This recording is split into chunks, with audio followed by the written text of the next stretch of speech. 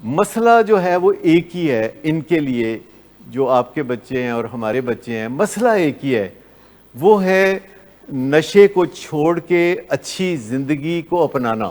مسئلہ صرف اتنا ہے، مسئلہ صرف یہ ہے کہ نشے کو چھوڑ کے تو سوبر ہونا۔ اگر یہ کام یہ کر گزریں تو پھر ان کا فکر آپ مت کریں، یہ آپ کا فکر کرنے لگیں گے۔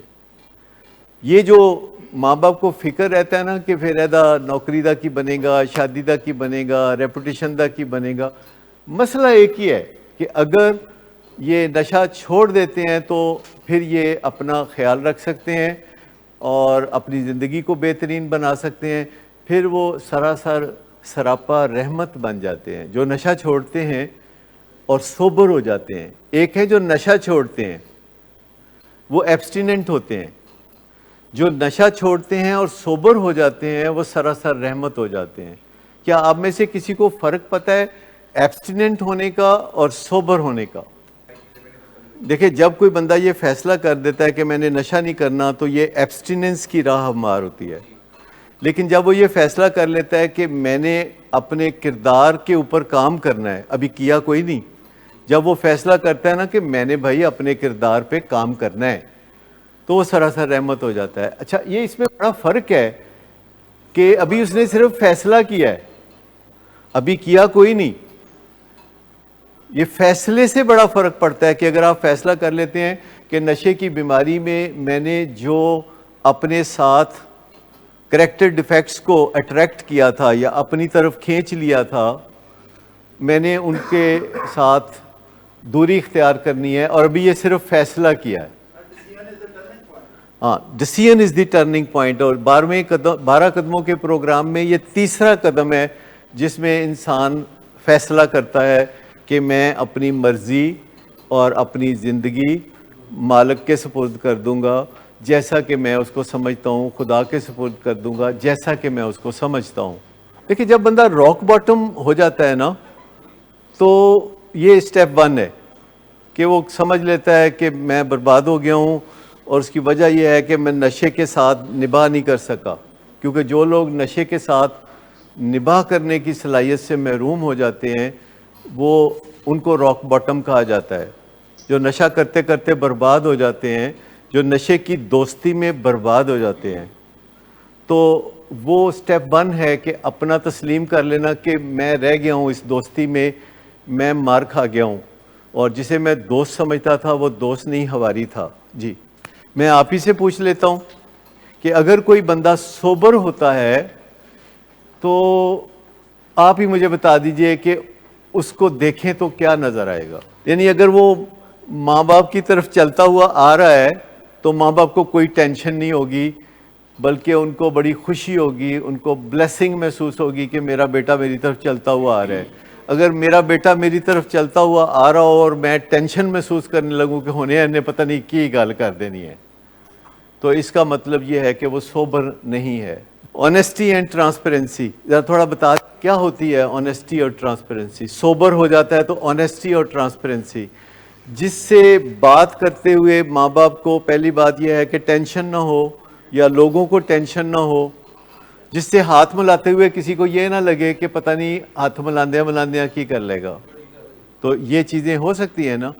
تو یہ جو ایک رویہ ہے سوبرائٹی کا، یہ میں پیرنٹ سے چاہوں گا کہ ان سے جاننا چاہوں کہ ایبسٹیننس اور سوبر میں فرق کیا ہے، نہ صرف ماں باپ کے لیے بلکہ ہر اس انسان کے لیے جو آپ کی راہ میں آ جاتا ہے، آپ کے سامنے آ جاتا ہے، تو آپ کو اس کو غور سے دیکھنا چاہیے اور کوشش کرنی چاہیے کہ اس کے لیے کوئی تکلیف کا سامان آپ پیدا نہ کریں، کیونکہ جب دوسروں کے لیے تکلیف کا سامان پیدا کرتے ہیں تو پھر آپ کو بھی چین نہیں آتا۔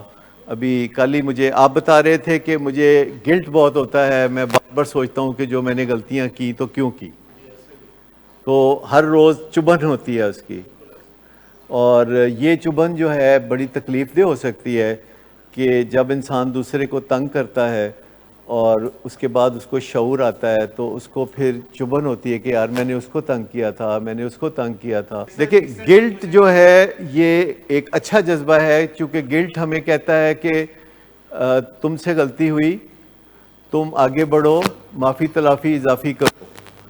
اور جو شیم ہوتی ہے وہ کہتی ہے کہ تم غلط ہو, تم پیچھے ہٹو, چھپ جاؤ, دنیا تمہیں کہیں دیکھ نہ لے. دیکھیں کاؤنسلنگ کا سول پرپز یہی ہے کہ آپ کا شعور بیدار کر دیا جائے کہ اگر آپ نے کسی سے زیادتی کی ہے تو آپ کو گلٹ ہو. اور یہ بڑا مشکل کام ہے ہمارے لیے, جو بہت مشکل ہے ایسے لوگوں کو احساس دلانا کہ اپنی غلطیاں وہ محسوس کرنے لگیں, ایسے لوگوں کو احساس دلانا کہ جو آپ کے پے ماسٹر ہیں, جن کو آپ سرمایہ فراہم کرتے ہیں, جن کو آپ روزی روٹی دیتے ہیں, ان کے لیے یہ کتنا مشکل ہوگا کہ وہ آپ کے ساتھ حق سچ کی بات کریں. کبھی آپ نے اس بارے میں سوچا کہ ان کے لیے کتنا مشکل ہوتا ہے کہ وہ آپ کے ساتھ حق سچ کی بات کریں؟ یہ صرف وہ اس وجہ سے کر پاتے ہیں کہ آپ انہیں انکریج کرتے ہیں, آپ انہیں کہتے ہیں کہ ایسا کرو, آپ انہیں اس مزدوری پہ لگاتے ہیں, آپ انہیں اس کام پہ لگاتے ہیں. مجھے بتائیں کہ اگر کوئی آپ گارڈ رکھیں جو کہ گیٹ پہ کھڑا ہو اور آپ اس کی ذمہ داریاں لگائیں, یعنی میں اس کی ذمہ داریاں لگاؤں کہ جو بھی گزرے اس کی تلاشی لو, تو یہ مشکل کام ہے. لیکن اگر کسی دن وہ مجھے کہے کہ ڈاکٹر صاحب آئیں آپ کی تلاشی لینی ہے, تو کتنا مشکل کام ہوگا, بہت مشکل کام ہوگا نا. تو آپ اس سے اندازہ کریں کہ کیونکہ آپ ہماری پوزیشن میں ہو کے اگر سوچیں تو آپ کو پتہ چلے گا کہ ہمارے لیے کتنا مشکل ہوتا ہے بعض اوقات بات کرنا, اور وہ ہم بڑی کوشش کر کے کرتے ہیں, آپ کی انکریجمنٹ سے کرتے ہیں, کیونکہ آپ نے ہماری ڈیوٹی جو لگا دی ہے.